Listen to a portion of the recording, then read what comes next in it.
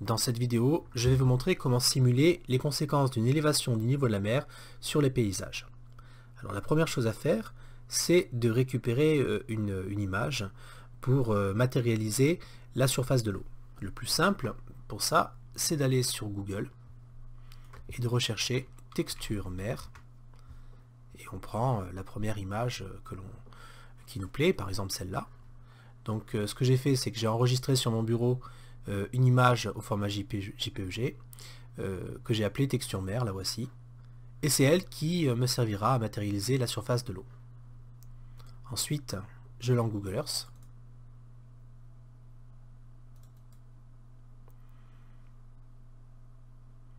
Et une fois Google Earth lancé, je me rends à l'emplacement que je souhaite simuler. Ici, par exemple, je vais choisir Fréjus. Donc, je me rends sur Fréjus. Je ne suis pas là. Voilà. Et une fois que je me suis centré sur la zone que je souhaite inonder, je fais Ajouter, superposition d'image. Voilà, il me propose ceci. Il me propose cet emplacement, bon c'est très bien. Si jamais j'étais mal situé, je peux rentrer manuellement la latitude et la longitude des limites de la zone que je souhaite inonder ici. Ou alors je peux bouger cette zone en cliquant sur la croix centrale et en déplaçant la souris. Ou la redimensionner en cliquant sur les coins. Bon, là je vais la dimensionner au plus près de ce que je souhaite inonder. Par exemple, ceci. Et j'appuie sur parcourir. Je vais rechercher l'image texture mer que j'ai enregistrée précédemment. Voilà. Alors maintenant, il me reste à définir à quelle altitude je souhaite placer le niveau de la mer. Donc, pour cela, je vais dans l'onglet altitude, absolue, et je mets par exemple 5 mètres. Là, je mets 5 mètres pour voir ce que ça ferait 5 mètres d'élévation. Voilà, ok. Donc à présent, j'ai un plan bleu qui matérialise la surface de l'eau élevée à 5 mètres et je peux voir les conséquences sur le paysage. C'est très intéressant.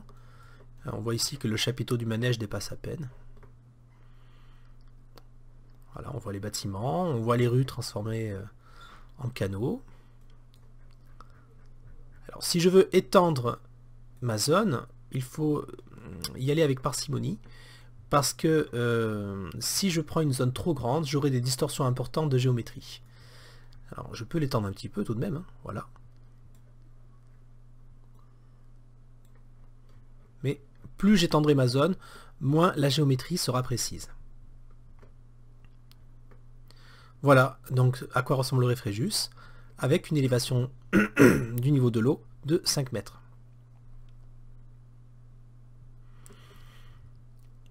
À l'aide du petit curseur, si je reviens sur altitude, du petit contrôle, ici altitude, je peux m'amuser à voir une élévation plus importante.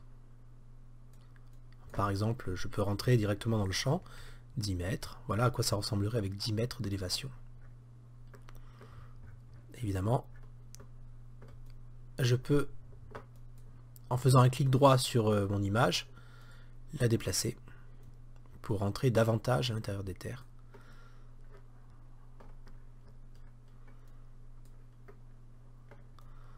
Il n'y aurait que les plus grands bâtiments hein, qui parviendraient à émerger.